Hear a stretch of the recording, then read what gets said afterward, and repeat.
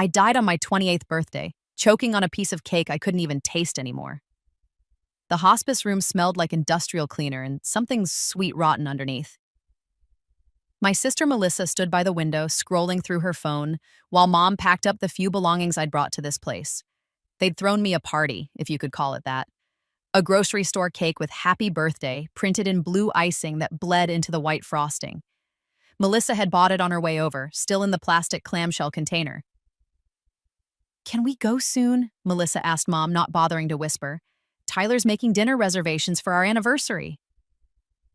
I was dying.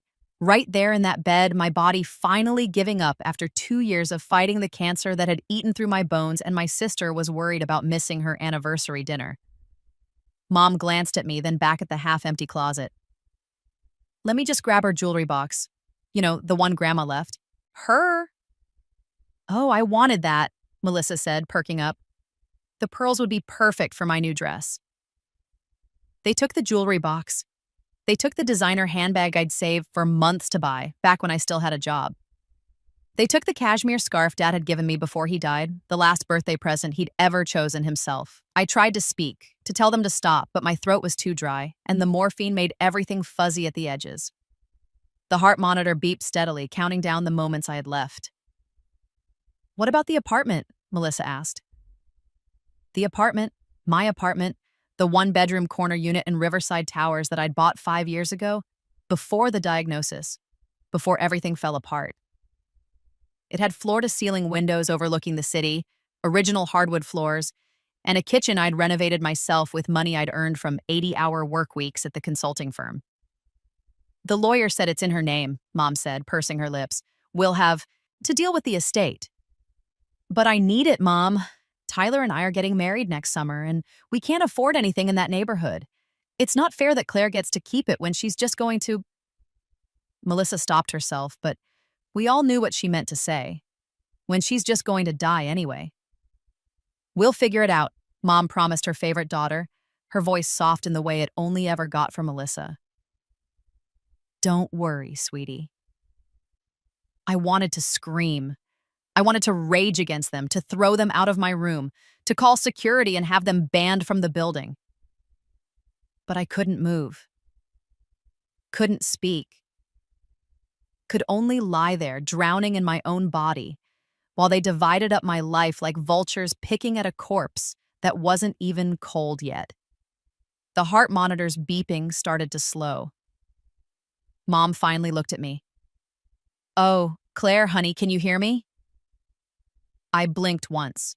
It was all I could manage. "Listen, about the apartment." She came closer, sitting on the edge of the window. My bed. Her perfume, the expensive French one Melissa had bought her for Christmas, made my stomach turn. Melissa's right. She and Tyler need a place to start their marriage. You'd want your sister to be happy, wouldn't you? Another blink. This one felt slower, heavier. "The lawyer says we can do a deathbed transfer. You just need to sign." She pulled out papers from her purse. Actual legal documents. They'd planned this, prepared for it. It would mean so much to Melissa. You know how hard it's been for her, planning a wedding on their budget. Melissa earned $80,000 a year as a marketing manager. Tyler made 6 figures in tech.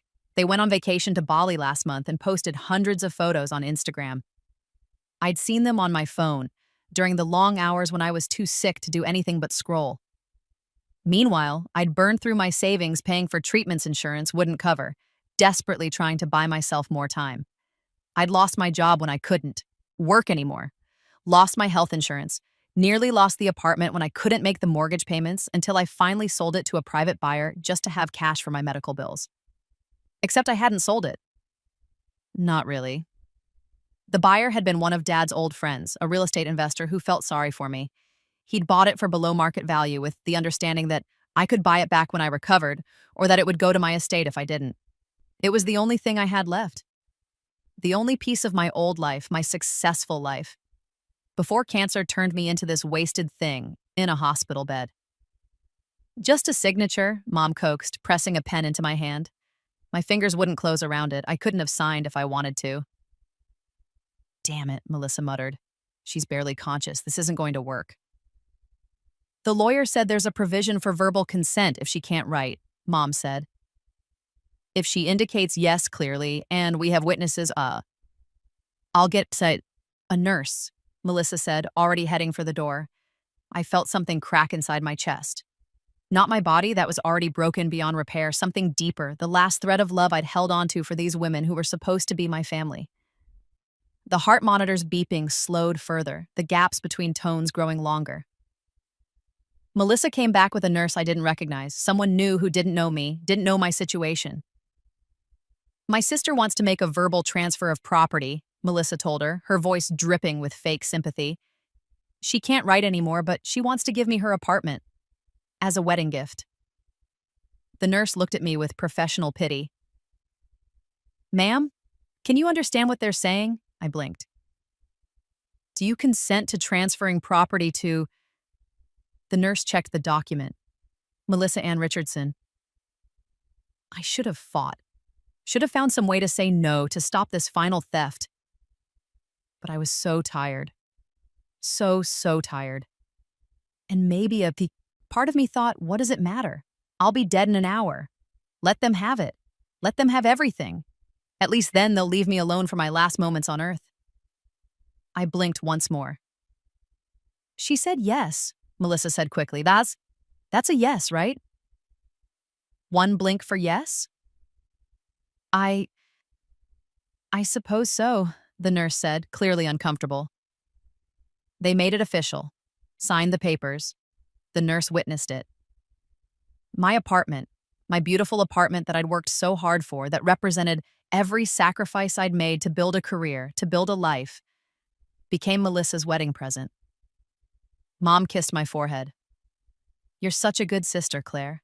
Melissa will take wonderful care of it. Melissa didn't even say thank you.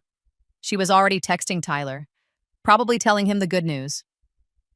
They left 20 minutes later. The reservations, after all. I died alone at 11:47 p.m. on my 28th birthday with nothing to my name but a hospital gown and the morphine drip that finally let me stop fighting. The last thing I thought was, I hope that apartment destroys you.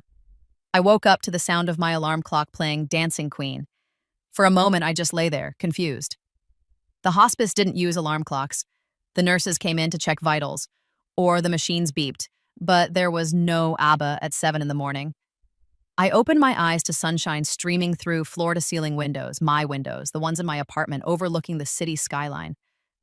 I could see the river in the distance, morning light sparkling on the water. I sat up and my body moved, actually moved. No pain, no exhaustion, no feeling like my bones were made of glass that might shatter at any moment. I looked down at my hands. They were whole, healthy. No IV bruises, no chemo-thinned skin. I touched my head and felt hair, thick, full hair, not the wispy strands that had never quite grown back properly. My phone buzzed on the nightstand. An iPhone 8, the model I'd had before I got sick, and had to downgrade to something cheaper. The date on the screen read March 15th, 2019, 5 years ago, 3 years before my diagnosis. I grabbed the phone with shaking hands and opened the calendar app. There it was. Mom's birthday dinner, 6 p.m. I remembered this day. I'd worked late, skipped lunch, and rushed to the restaurant Mom had chosen, an expensive steakhouse where Melissa had made reservations. I'd paid for everyone's dinner because Mom had given me that look, the one that said I was being selfish if I didn't. The bill had been $400. Melissa had ordered a bottle of wine that cost more than my weekly grocery budget. I'd gone home that night with an empty wallet and a full stomach I didn't want, feeling vaguely manipulated but not quite able to name how.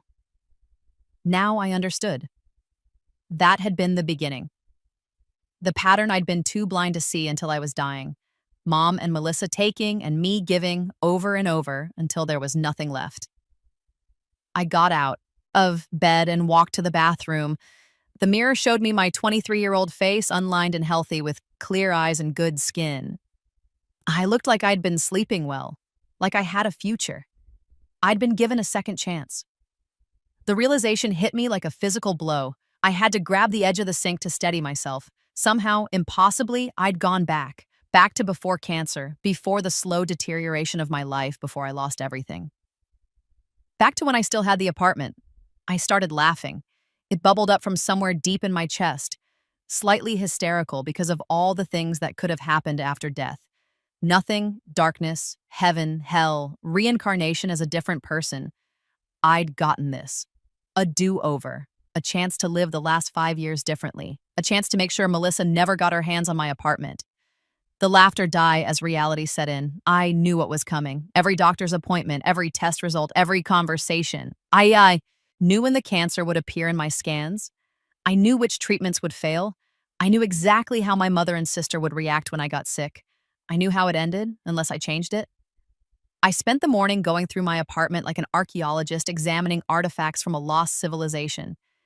Everything was exactly as I remembered from 5 years ago.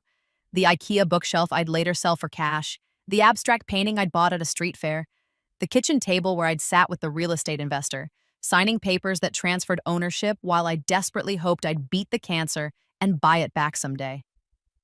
In my home office, I found my laptop and opened it.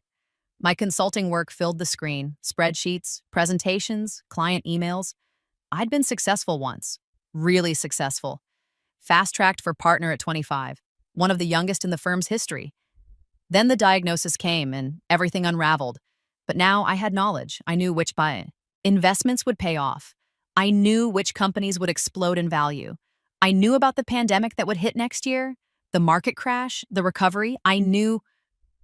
Wait, I pulled up my banking app. The checking account showed $8,000. Savings had $43,000.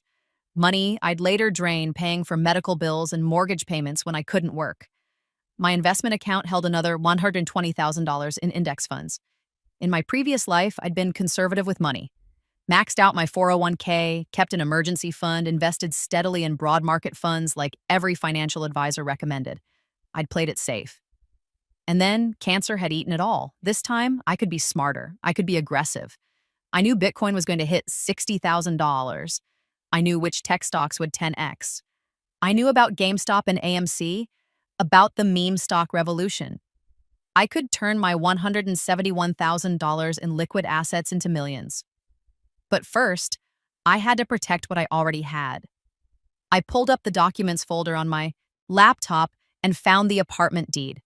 Riverside Towers, Unit 847, purchased in 2016 for $380,000, now worth maybe $420,000. In another 2 years, it would be worth $550,000. By the time I died in my previous life, units in the building were selling for $650,000. Melissa had gotten a hell of a gift. I thought about that nurse, the one who'd witnessed my verbal consent.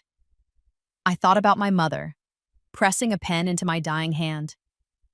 I thought about Melissa, texting her fiancé about their new apartment while I lay there counting my last heartbeats. Rage burned through me, hot and clean and energizing. I picked up my phone and called my office. "Hi, Jennifer. It's Claire. I'm not feeling well. Can you move my meetings today? Thanks."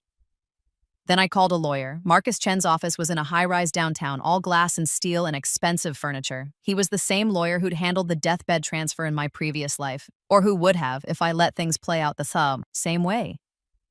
Mom had found him through a friend of a friend who specialized in delicate estate matters. This time, I got to him first. "Ms. Richardson," he said, shaking my hand. "Your email was quite urgent. How can I help you?"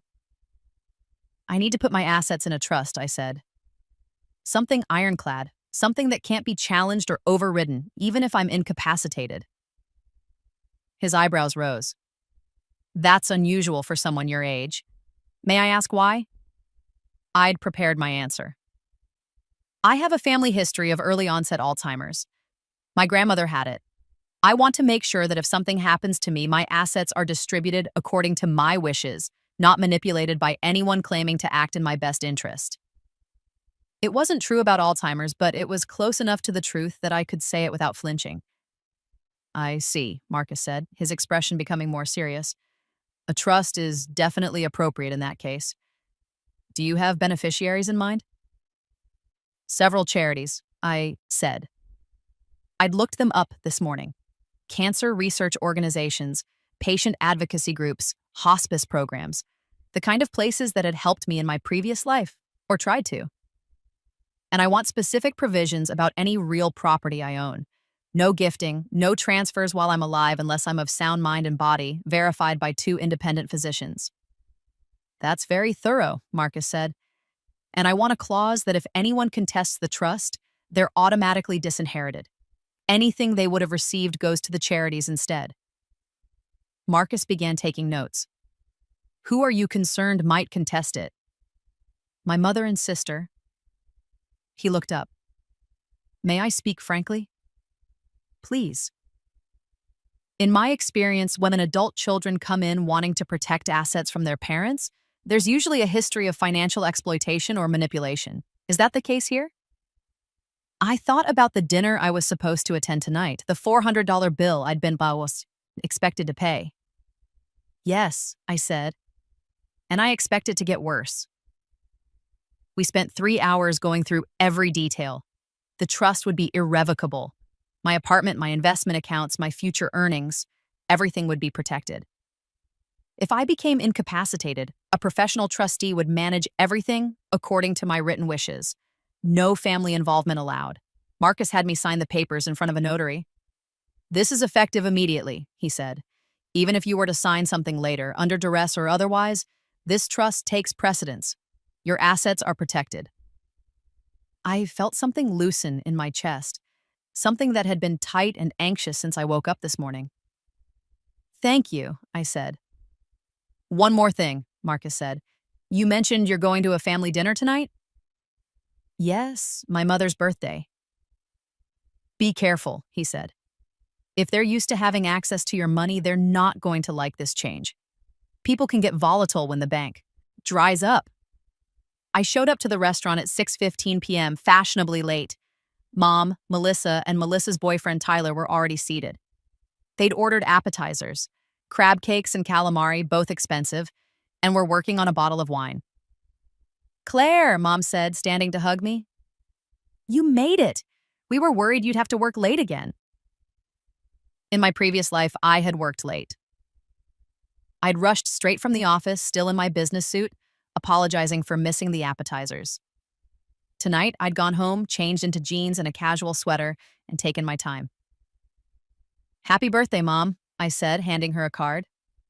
Inside was a gift certificate for $50 to a spa chain. In my previous life, I'd given her $300 in cash and a designer scarf she'd mentioned wanting. Mom opened the card and her smile tightened slightly. Oh, how thoughtful. Hey, sis, Melissa said, not getting up. You look different. Did you do something to your hair? Just washed. I said, sliding into the empty seat next to Tyler. Tyler gave me an awkward wave. In my previous life, I'd barely gotten to know him. He'd seemed nice enough, quiet, worked in software, let Melissa make most of the decisions. After they got engaged, I'd only seen him at family events where Melissa dominated the conversation. After they got married and moved into my apartment, I was already too sick to visit. We already ordered, Melissa said. I got you the salmon. You love salmon.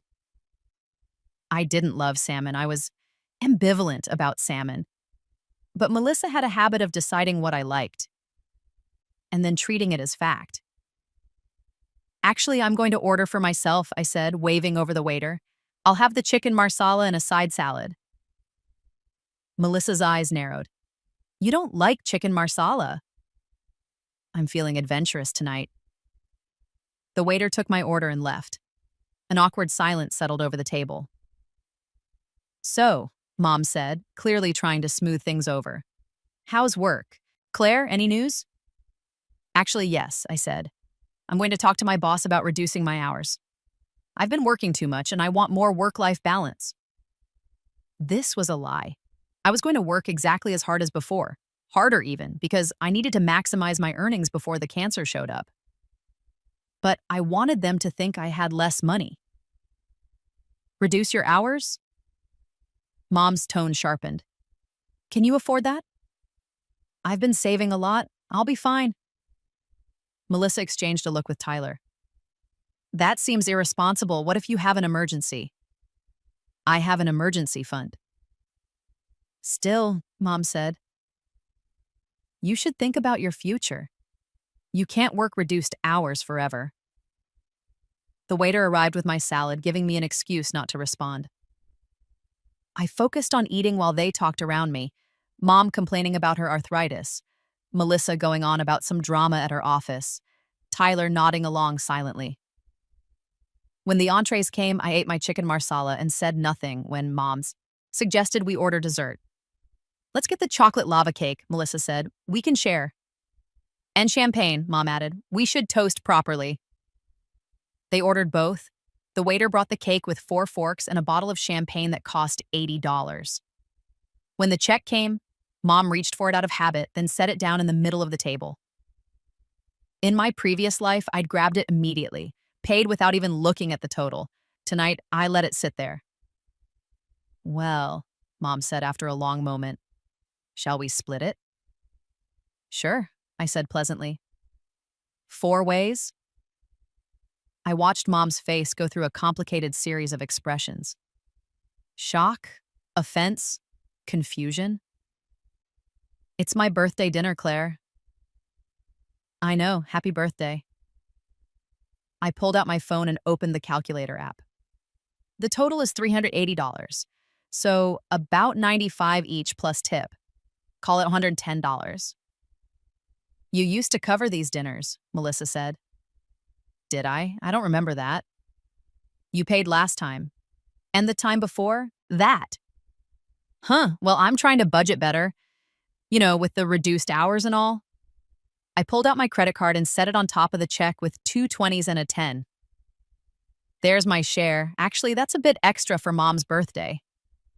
The silence at the table was deafening. Finally, Tyler cleared his throat and pulled out his wallet. "I've got Melissa's share, too," he said quietly. Mom stared at me like I'd grown a second head. "Claire, honey, are you feeling all right?" "Never better," I said, smiling. "Why do you ask?" "You're acting strange." "Am I? I feel normal." The waiter came to collect the payment. Mom barely managed to thank him. She was so busy watching me with worried eyes. We left the restaurant in awkward silence. On the sidewalk, Mom pulled me aside while Melissa and Tyler walked ahead to their car. "Asa, what's going on with you, Asa?" she asked, her voice low and urgent. "Nothing. I had a nice time tonight. You embarrassed me in there." "I paid for my meal and part of yours. How is that embarrassing?" "You know what I mean." She gripped my arm. "Is this about money? Are you in trouble?" "No, Mom, I'm fine." "Because if you need help, I don't need help. I'm actually doing really well." She searched my face, looking for cracks. "You'd tell me if something was wrong, wouldn't you?" In my previous life, I had told her. I'd told her about every symptom, every doctor's appointment, every terrifying test result. I'd cried on her shoulder when they said the cancer was terminal. I'd trusted her to be my mother, to put me first, to care. And she'd stolen from me while I was dying. "Of course I would," I lied. "You're my mom." She relaxed slightly. "Okay, good. I worry about you, You work so hard and you're all alone in that big apartment." There it was. The apartment. Even now, even 5 years before I'd die, she was already thinking about it. "I like my apartment," I said. "I'm going to stay there for a very long time." I hugged her goodbye and walked to my car, feeling her eyes on my back the whole way. The next morning, I started making moves. First, I went to my bank and opened a new investment account, one that Mom and Melissa didn't know about. I transferred $100,000 from my savings and investments, leaving just enough in my old accounts to seem normal. Then I started buying Bitcoin. In March 2019, Bitcoin was trading at around $4,000 per coin.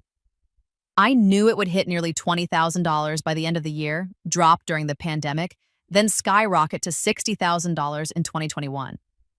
I bought 25 coins for $100,000, which would be worth $1.5 million at the peak. But I didn't stop there. I bought stock in Zoom, which was about to IPO and would become essential during the pandemic. I bought Tesla, which would split and soar. I bought Netflix, Amazon, Apple. Companies I knew would weather the coming storm and come out stronger. Every day I checked my portfolio. Every day I watched my net worth climb. At work, I threw myself into my projects with renewed energy. I knew which clients would be profitable, which pitches would succeed. I closed deals I'd bungled in my previous life. I impressed partners who'd barely known my name before. By June, I'd been promoted to senior consultant. By September, I was on the partner track. My mother called every week asking how I was doing, when I'd come visit, whether I'd met anyone nice. I kept my answers vague and upbeat. Everything's great. Work is busy. No, no one special yet. Melissa called less often, usually when she needed something. Could I recommend her for a job at my firm? No. Did I want to go to a wedding with her? No. Would I lend her money for a down payment on a car? Absolutely not. The refusals piled up. The distance between us grew. On my 24th birthday, Mom sent a text. "Hope you're having a good day. Miss you." I didn't respond. I was too busy checking my Bitcoin balance, which had just crossed $300,000. The cancer didn't come. That was the first surprise. In my previous life, I'd started feeling tired in early 2020. By March, I couldn't ignore the symptoms anymore. By April, I had a diagnosis: aggressive leukemia, already at stage 3. This time, I hit 2020 feeling better than ever. I was exercising regularly, eating well, sleeping 8 hours a night. I'd read somewhere that stress could trigger cancer, that overwork and poor self-care created conditions for disease. Maybe it was true. Maybe by taking care of myself, by cutting out the emotional vampires in my life, I'd actually prevented the cancer. Or maybe I just got lucky. Either way, when the pandemic hit and the world locked down, I was healthy and wealthy and living alone in my beautiful apartment, watching my portfolio double, then triple, then quintuple in value. Bitcoin hit $60,000 in April 2021. I sold half my holdings for $750,000, keeping the rest in case it climbed higher. It didn't. It crashed back down to $30,000. But I didn't care. I'd made my profit. My total net worth, $2.3 million. At 25 years old, I was a millionaire several times over. I could retire right now if I wanted to, never work another day, live off my investments, and travel the world, but I didn't want to retire. I wanted to work. I wanted to build. I wanted to prove to myself that I could do everything I'd done before, everything I'd lost to cancer, and more. I made partner at the firm in June 2021. At 26, I was the youngest partner in company history. Mom called to congratulate me. "I'm so proud of you, honey," she said, and I could hear the warmth in her voice. Real warmth. Not the fake kind she used when she wanted something. It made me sick. "Thanks, Mom. We should celebrate. Let me take you to dinner." "I'm pretty busy with the new role." "Just one dinner, please. I haven't seen you in so long." I'd been avoiding family gatherings for 2 years. Every invitation declined, every holiday spent alone or with friends from work, but I heard something in Mom's voice that made me pause. Desperation, maybe. Or loneliness. "Okay," I said. "Just us, though, not Melissa." "Oh, well, actually, Melissa wanted to come. She has some news." Of course she did. "Fine," I said, but somewhere casual, not another expensive restaurant." We met at a chain Italian place, the kind with unlimited breadsticks and cheap wine. Mom and Melissa were already there when I arrived, sitting in a booth near the back. Melissa's left hand sparkled with a diamond ring. "You're engaged," I said, sliding into the seat across from them. "Yes." Melissa held up her hand, showing off the ring. It was huge, at least 2 carats, maybe 3. "Tyler proposed last month. We're getting married next summer." "Congratulations." "Thank you. We're so excited. We've already started planning. We're thinking of a destination wedding, maybe somewhere tropical." "That sounds expensive." "It will be, but it's worth it. You only get married once, right?" She laughed. "Well, hopefully." Mom reached across the table to squeeze my hand. "Isn't it wonderful news? my baby girl, getting married. Melissa was 30 in my previous life when she got married. This time, she was only 28. Tyler must have proposed earlier, maybe because the pandemic had changed their timeline. We're looking at venues now, Melissa continued, and we'll need to find a place to live after the wedding. Tyler's apartment is too small for both of us, and my lease is up in July. I felt it coming like a wave on the horizon, distant but inevitable. You two will figure it out, I said neutrally. Actually, Mom said, we were hoping you could help. With wedding planning? I'm not really With housing, Mom interrupted. Your apartment has 2 bedrooms, doesn't it? I went very still. It has 1 bedroom and an office. Right, but the office could be a bedroom, and you're living there all alone with all that space. You want me to let Melissa and Tyler move in with me? Just temporarily, Melissa said quickly. Just until we find our own place. A few months, maybe 6 at most. I looked at my sister, really looked at her. She was pretty in a conventional way.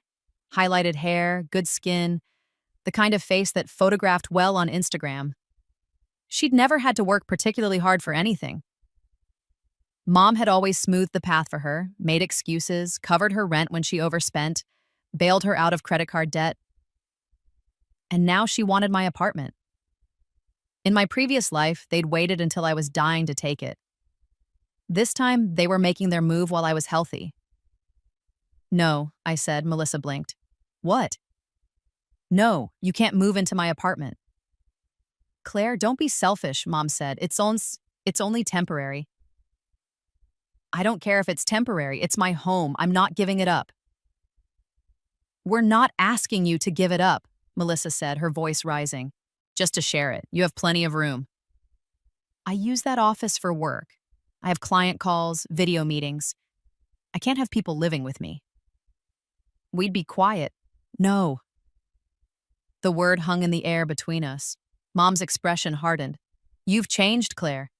You used to be so generous, so caring. Now you're cold. I'm protecting my boundaries. Boundaries, she scoffed. That's just another word for selfishness. Then I'm selfish. I can live with that.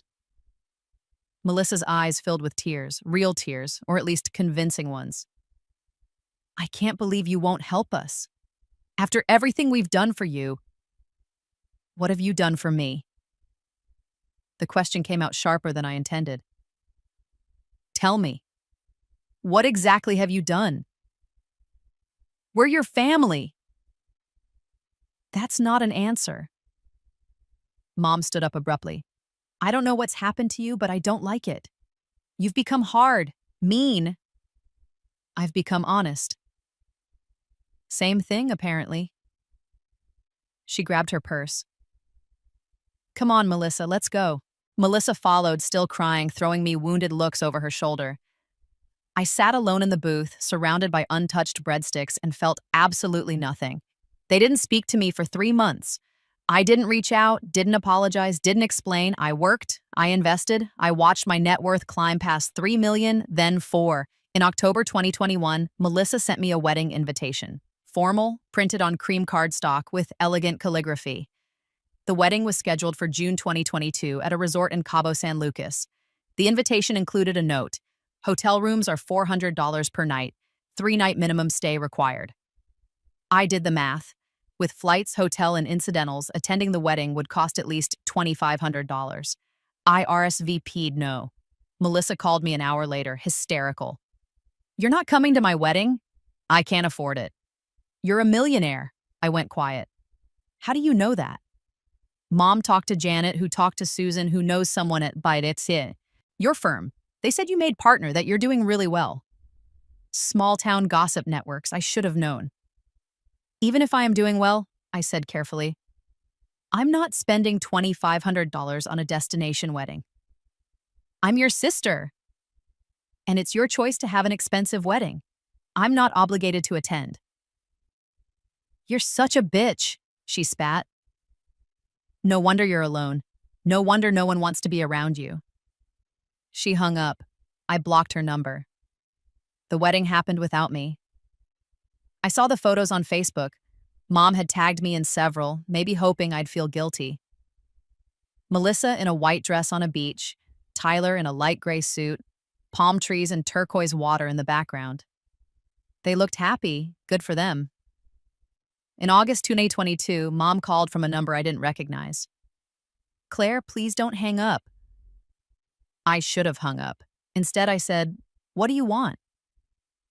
"I want to talk to you. Really talk." "Can we meet for coffee?" "Why?" "Because you're my daughter, and I miss you." I almost believed her, almost. "Fine, one coffee." We met at a Starbucks near my office. Mom looked older than I remembered, more gray in her hair, deeper lines around her eyes. She hugged me when I arrived, holding on a little too long. "You look good," she said. "Healthy." I am healthy. We got our drinks and sat in a corner booth.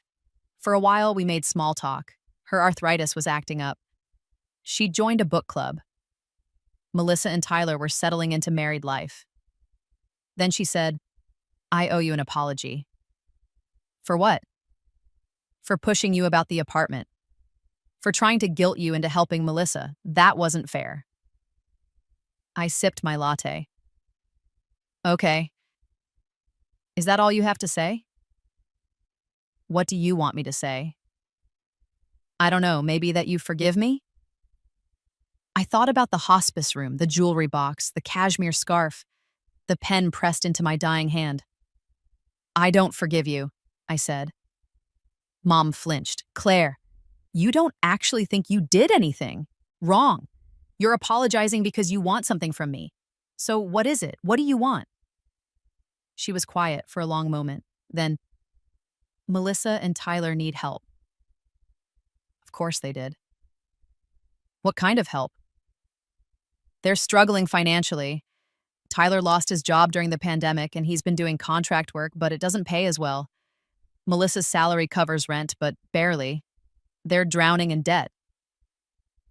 "That's not my problem." "They're family." "So you keep saying." "Claire, please. They need $50,000 just to get back on their feet. Pay off the credit cards, catch up on bills." I laughed. Actually laughed out loud. $50,000? I know it's a lot, but you have it. Everyone knows you have it. And why should I give it to them? Because they're desperate. Because Melissa is your sister. Because she stopped, struggling with something. Because I'm asking you to. In my entire life, I said slowly, you have never once chosen me over Melissa. Not once. Every time. There was a choice. You picked her. Her needs, her wants, her comfort. I was always second place. That's not true. It is true. And now you want me to hand over $50,000 to bail out your favorite daughter? I don't have a favorite. Yes, you do. You always have. I stood up, grabbing my coffee. The answer is no. Tell Melissa to get a second job. Tell Tyler to find better contracts. Tell them both to stop spending money they don't have. You're heartless, Mom said, her voice breaking. No, I said. I'm just done being a doormat. I left her there, crying into her pumpkin spice latte.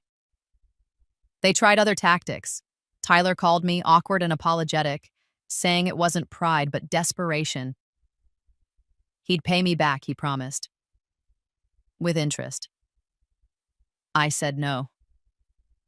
Melissa sent emails, long rambling messages about how much she'd sacrificed for me growing up, how she'd always looked out for me, how family was supposed to help each other. I blocked her email. Mom tried the guilt. Angle. What would your father think? I hung up on her. The truth was, Dad would have been on my side. He'd seen through Mom's favoritism, had tried to balance it out by giving me extra attention, extra support.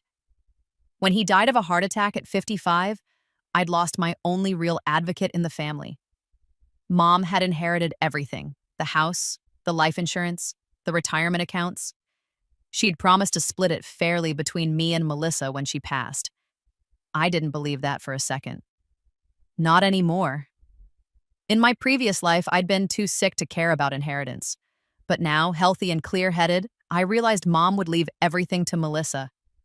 She'd find a way to justify it. Melissa needs it more. Melissa has a family. Claire is doing fine on her own. I needed to protect myself. I called Marcus Chan's. Claire, he said, pleased to hear from me. How's the trust working out? Perfect, but I need to add something. I explained the situation, the requests for money, the pressure from family, the likelihood that Mom would try to cut me out of her will. I want documentation, I said. Records of every time they've asked me for money, every conversation about the apartment. If they try to claim I'm estranged for no reason or that I'm mentally unfit, I want proof that I had legitimate reasons for keeping my distance. Smart, Marcus said. I'll draft a family history document. You write down everything, dates, conversations, amounts requested. We'll have it notarized and kept on file. I spent a week writing it all down. Every dinner I'd paid for. Every time Mom had asked me to cover something for Melissa. Every boundary violation. Every guilt trip. Every manipulation. When I finished, the document was 20 pages long. Marcus read it and whistled. This is damning. It's the truth. If they ever try to challenge your estate or claim undue influence, this will shut them down completely. Good. In December 2022, I got a call from a number I didn't recognize. Is this Claire Richardson? Yes, who's this? My name is David Kellerman. I'm the HOA president at Riverside Towers. My blood went cold. Is something wrong with my apartment? No, nothing like that. I'm calling because we're implementing some policy changes and I wanted to give you a heads up. What kind of changes? The building is doing a major renovation starting next year. New elevators, updated lobby, resurfaced pool deck. It's going to be beautiful, but it means special assessments for all owners. How much? $15,000 per unit, paid over 12 months. So about $1,250 a month on top of regular HOA fees. I thought fast. My regular HOA fees were $800 a month, already steep but manageable. Adding another $1,250 would bring the total to just over $2,000 a month. That's significant, I said. I know, we're sending official notices next week, but I wanted to call our owners personally, especially the ones who've been here since the building opened. I appreciate that. When does the assessment start? January 2023. And Claire? He paused. Between you and me, there's talk of another assessment in 2024 for the parking garage. It needs structural work. Could be another $20,000. Jesus. Yeah, if you're thinking of selling, now might be the time, before the assessments hit and scare off buyers. I'm not selling, I said automatically. Okay, just thought I'd mention it. After he hung up, I sat staring at my phone. $15,000 in 2023. Potentially $20,000 in 2028.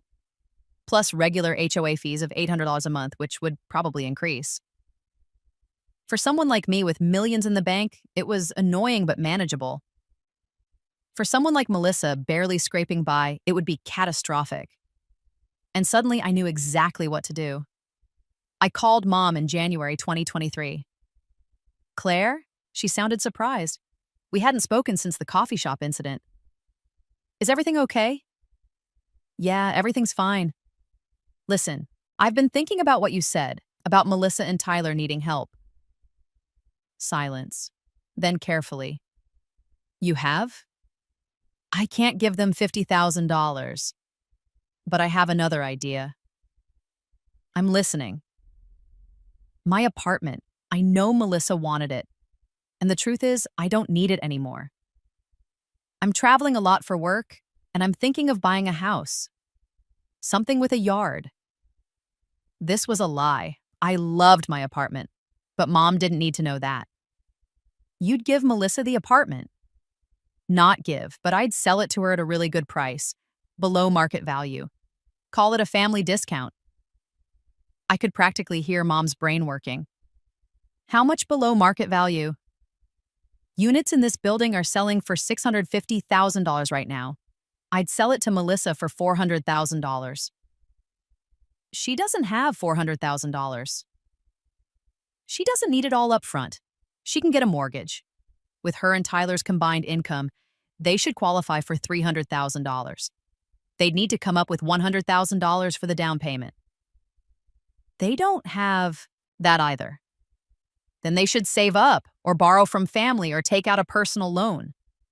I paused. But the offer is only good until the end of March. After that, I'm listing it on the open market. Claire, that's incredibly generous. I know. I tried to sound magnanimous. Loving, like the old Claire, the one who paid for dinners and let herself be walked over. She's my sister. I want her to be happy. Let me talk to her. I'm sure she'll be thrilled. She was more than thrilled. She called me 2 hours later, crying happy tears. Claire, I'm so sorry for everything I said. You're the best sister in the world. I can't believe you do this for us.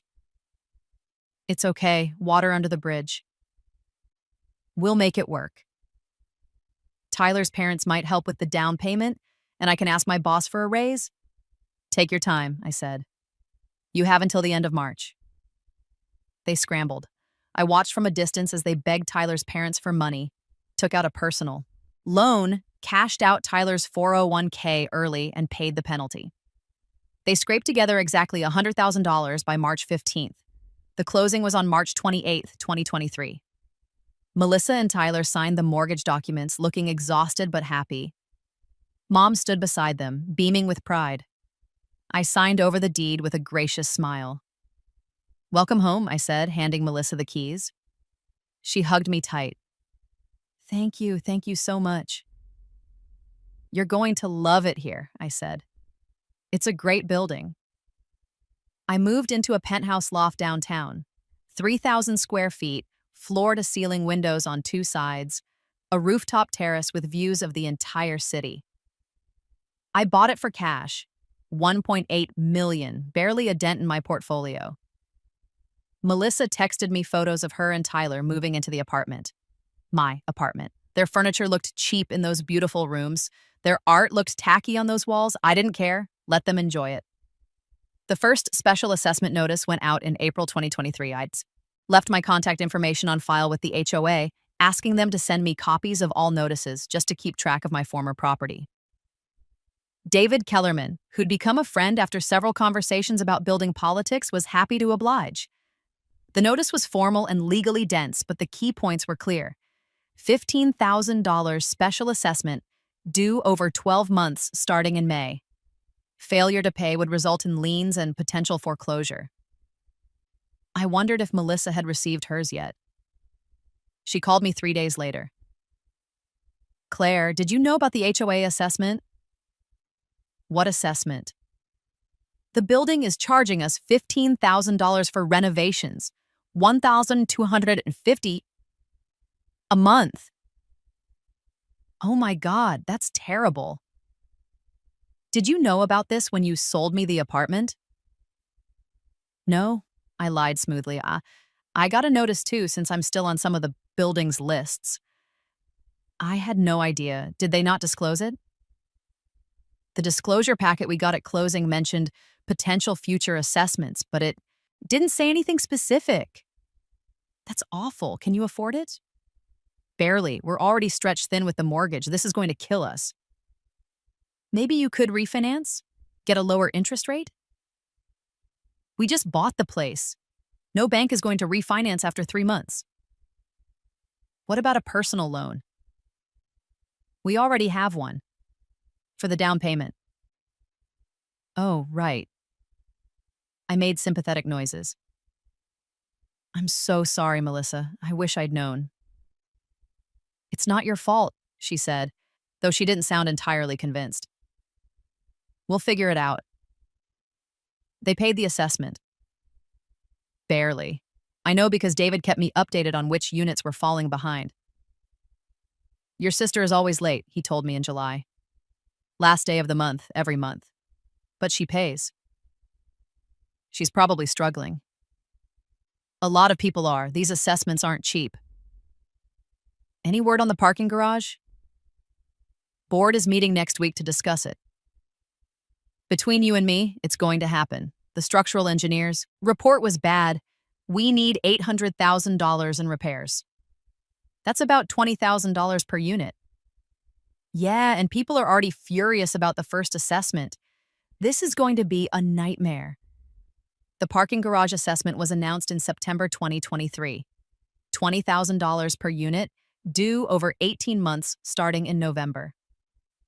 Melissa called me sobbing. I can't do it, Claire. I can't. We don't have the money. What about Tyler's income? He's still doing contract work. It's inconsistent. Some months are good, some are terrible. Savings? We drained our savings for the first assessment. Credit cards? Maxed out. I was quiet for a moment.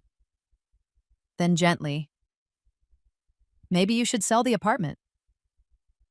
We can't. We just bought it. We'd barely break even after realtor fees and closing costs. But you'd get out from under the assessments. And live where? We can't afford anything else in this city. Rent is even more expensive than our mortgage.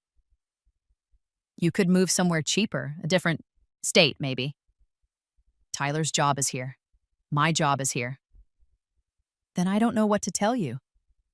She was quiet for a long time, then, could you lend us money? There it was.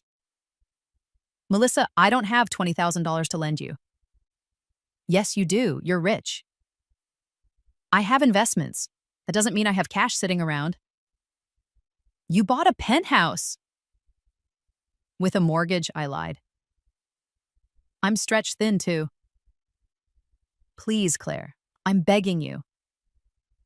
I'm sorry, I can't. She hung up on me. They stopped paying the HOA fees in December 2023. David called to tell me. Your sister's unit is officially delinquent. We're starting the lien process. How far behind is she? 3 months on the second assessment, plus she hasn't paid regular fees since November. Total owed is about $6,500.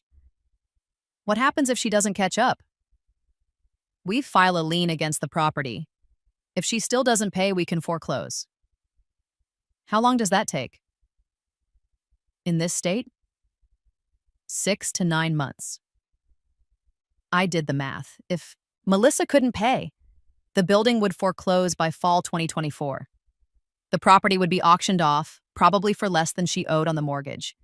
She and Tyler would lose everything, the down payment, the loan payments, all of it. That's rough, I said. Yeah, I feel bad for her, but we can't run the building without HOA fees. Everyone has to pay.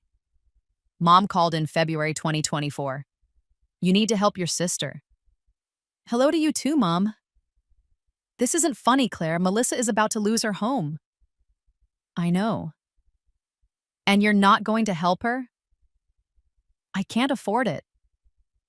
You're a millionaire. I have expenses. The penthouse isn't cheap. Sell it then. Downsize. Help your sister. I laughed. You want me to sell my home to save Melissa? She's family. So am I, but that's never mattered to you, has it? Don't you dare. Where were you when I needed help, Mom? When I was working 80-hour weeks and making myself sick? When I was stressed and exhausted and burning out? You weren't worried about me then. That's different. It's not different. You only care when Melissa needs something. Well, guess what? I'm done. Melissa made her choices. She wanted this apartment so badly she got it. Now she can deal with the consequences. You knew, Mom said suddenly. You knew about the assessments. I went very still. What? You knew. That's why you sold her the apartment. You set her up. That's a serious accusation. Is it true? I could lie, deny it, claim ignorance. But I was so tired of lying. Yes, I said, I knew. The silence on the other end of the phone was absolute. I got a call from the HOA president in December 2022, I continued. He told me about the assessments, both of them. I knew exactly what it would cost, and I knew Melissa couldn't afford it. You did this on purpose. I gave her exactly what she wanted. She wanted my apartment. She got it. You're a monster. No, I'm someone who learned to protect myself from people who only see me as a resource to exploit. Melissa is your sister. Melissa is an entitled brat who's never worked hard for anything in her life, and you enabled her. You always have. I'm your mother. You're Melissa's mother. You stopped being mine a long time ago. I hung up. She called back 17 times. I blocked her number. The foreclosure process started in March 2024. I bought a burner phone and created an anonymous email account. Then I sent all the documentation to a real estate lawyer I'd hired specifically for this purpose. I want to be ready to buy this property when it goes to auction, I told him. Pensa, are you sure? Foreclosure auctions can be unpredictable. I'm sure, whatever it takes. The auction was scheduled for October 2024. I had 7 months to prepare. In the meantime, I watched from a distance as Melissa's life fell apart. She and Tyler tried to sell the apartment, but no one wanted to buy a property with $30,000 in outstanding HOA liens. The few offers they got were insultingly low, $250,000, barely enough to cover the mortgage. They tried to refinance, but their credit was destroyed from all the late payments and maxed out credit cards. They tried to negotiate with the HOA, but David was sympathetic but firm. Everyone has to pay. We can't make exceptions. Tyler took a second job doing DoorDash deliveries. Melissa started selling their furniture, their wedding gifts, anything of value. It wasn't enough. Mom tried to help. She took out a reverse mortgage on her house and gave them $15,000. It covered part of the debt, but not enough to stop the foreclosure. In September, Melissa and Tyler moved out. They couldn't afford to stay until the auction. They found a studio apartment in a bad neighborhood, the kind of place where you hear sirens every night. Melissa posted about it on Facebook.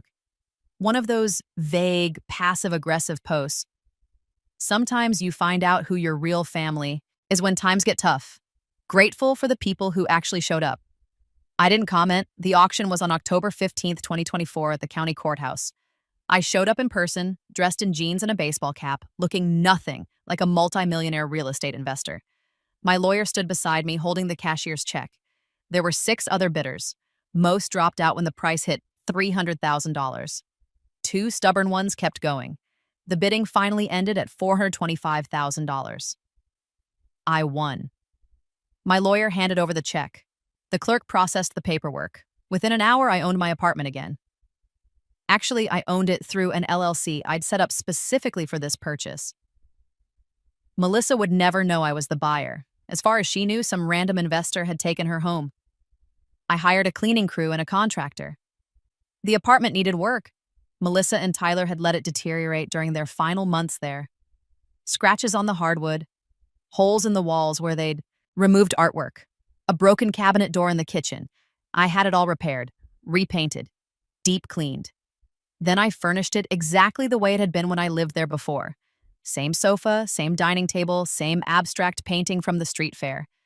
I moved back in on December the 1st, 2024. Coming home felt like a resurrection. I didn't hear from Melissa or Mom for 3 months. Then in February 2025, I got an email from an address I didn't recognize. The subject line read, "From Melissa." I almost deleted it. Instead, I opened it. "Claire, I know you're never going to read this. You blocked me everywhere.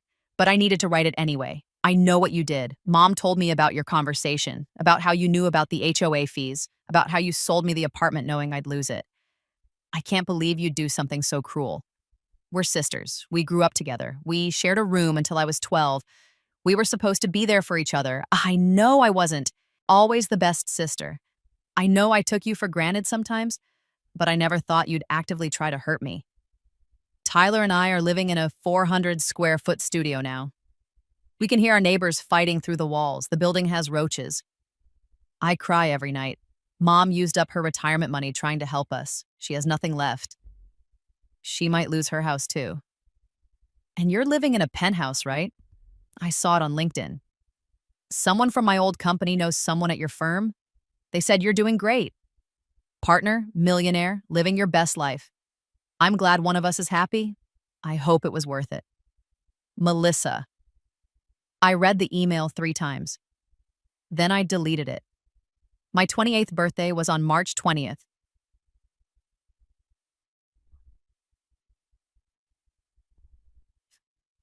5 years to the day from when I died in my previous life, choking on a piece of birthday cake in a hospice room. I woke up in my apartment, my beautiful, reclaimed apartment, and made myself coffee. Real coffee from the expensive beans I bought at the specialty shop downtown. I sat on my sofa looking out at the city skyline and thought about the 2 versions of my life. In the first version, I'd been generous, selfless. I'd worked myself to death, literally trying to please everyone around me, and in the end, they'd stolen from me while I was dying. In this version, I'd been selfish, cold.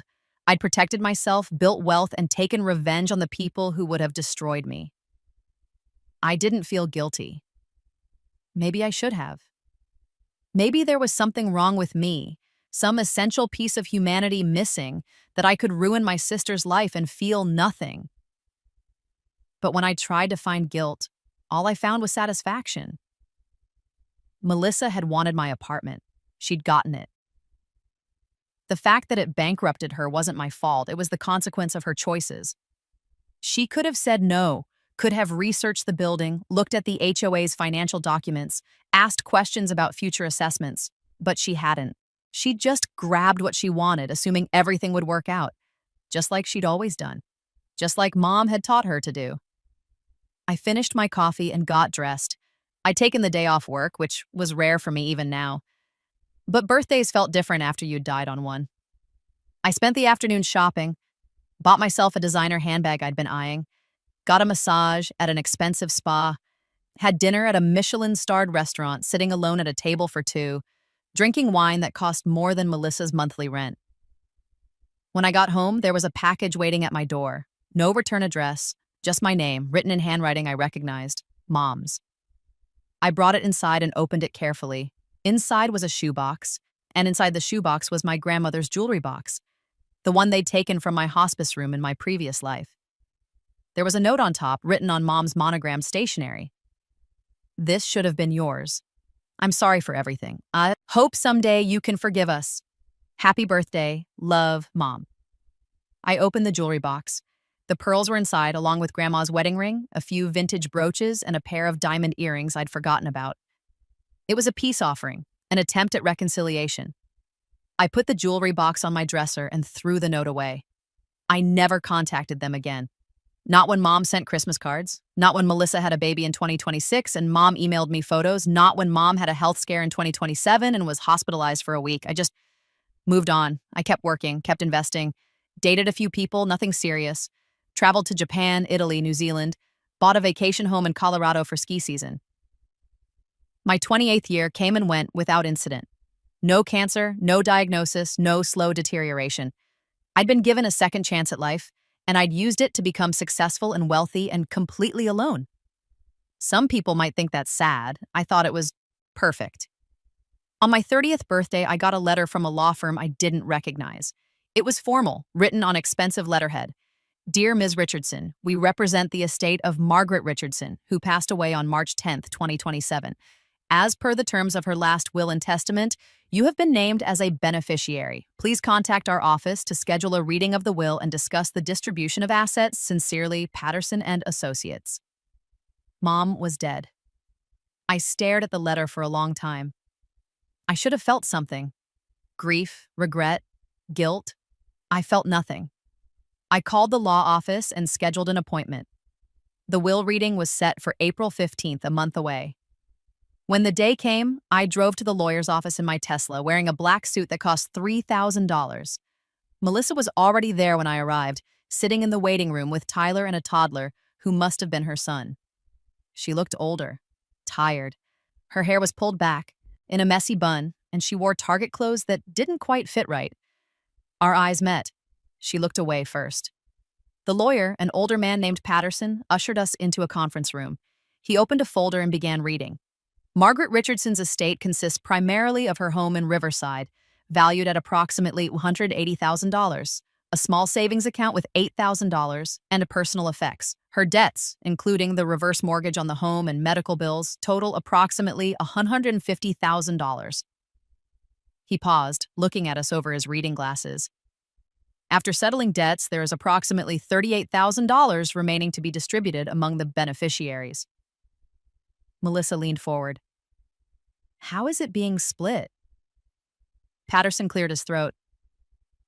That's where it gets unusual. Your mother left very specific instructions. He pulled out another document, this one handwritten. To my daughter Melissa, he read, I leave my wedding ring and the family photo albums. I love you, but I enabled your worst qualities, and for that I'm sorry. I hope you learn to stand on your own 2 feet. Melissa's face went white. To my daughter Claire, Patterson continued, I leave the remainder of my estate, approximately $38,000. I know you don't need the money. I know you may not even want it, but I need you to know that I finally understand what I did wrong. I chose Melissa over you again and again until you had no choice but to cut me out of your life. That was my failure, not yours. I'm sorry I never learned to be the mother you deserved. Please use this money to do something that makes you happy. You've earned it. The room was silent. Melissa stood up abruptly. This is bullshit. She left you everything? Melissa, Tyler said quietly, trying to calm her. No, this isn't fair. I took care of her when she was sick. I visited her in the hospital. Where were you, Claire? I met her eyes. I was protecting myself. From what? From your dying mother? From you. From both of you. We're family, but you keep saying that. Like it means something. Like it obligates me to let you hurt me over and over again. I never hurt you. You took everything from me. You took my money, my time, my energy. You would have taken my apartment while I was dying, Melissa. Mom told me. She told me before she died. Patterson shifted uncomfortably. Perhaps we should... You sold me that apartment knowing I'd lose it, Melissa said, her voice shaking. You set me up. I gave you exactly what you wanted. The fact that you couldn't handle it isn't my fault. You're a monster. No, I'm just someone who learned to say no. Melissa grabbed her son and walked out, Tyler trailing behind her. I stayed seated. Patterson handed me a check for $38,000 and the deed to Mom's house. I'm supposed to ask if you want the house, he said. The reverse mortgage company will take it if you don't. Let them have it, I said. Sis. And the personal effects? Donate them. All of it. He nodded. Your mother left one more thing for you. He pulled out an envelope. Inside was a single photograph, me and Mom, taken when I was maybe 7 years old. We were at the beach, building a sandcastle, both of us laughing. On the back in Mom's handwriting, before I ruined it, I'm sorry. I put the photo in my purse. I used the $38,000 to fund a scholarship at my college. The Claire Richardson Scholarship for first-generation students in STEM fields. Every year, it would help someone who was working their ass off, trying to build a better life, despite coming from a family that didn't understand or support them. Every year, it would help someone like me. I'm 32 now. I never got cancer, never got sick at all, actually. Turns out that reducing stress and cutting toxic people out of your life does wonders for your health. I'm still a partner at the firm. My net worth is somewhere north of $8 million. I own 3 properties, including the apartment I fought so hard to keep. I'm dating someone, a software engineer named Marcus, who doesn't give a damn about my money and thinks my family drama is impressively fucked up. We might get married someday, we might not. Either way is fine with me. Melissa sent me a friend request on Facebook last month. I declined it. Sometimes I wonder if I'm happy. I have everything I wanted: success, wealth, freedom, safety. But I'm also alone. No family, few close friends, no one who knew me before I became this hard, defensive version of myself. Is that happiness? I don't know. What I do know is this: I sleep well at night. I don't lie awake feeling guilty or used or manipulated. I don't second-guess my choices. I don't wish I'd done things differently. In my first life, I was generous and selfless, and it killed me. In this life, I'm selfish and cold, and I'm thriving. Maybe that makes me a bad person. But I'm a bad person with a beautiful apartment, a healthy bank account, and the satisfaction of knowing that the people who tried to destroy me ended up destroying themselves instead. And honestly, that's enough for me. The apartment still has floor-to-ceiling windows overlooking the city. I still wake up every morning to sunshine streaming across hardwood floors. I still make coffee in the kitchen I renovated myself all those years ago. And every time I walk through the door, every time I stand in front of those windows and look out at the skyline, I remember they tried to take this from me, and I took it back. That's my revenge. That's my victory. They wanted me to gift her the apartment, to be the selfless sister who sacrificed everything. Instead, I sold it to her and let the HOA fees do the rest. In the end, the apartment didn't bankrupt her because of some cruel twist of fate. It bankrupted her because I knew it would, and I let it happen anyway. And I'd do it again in a heartbeat.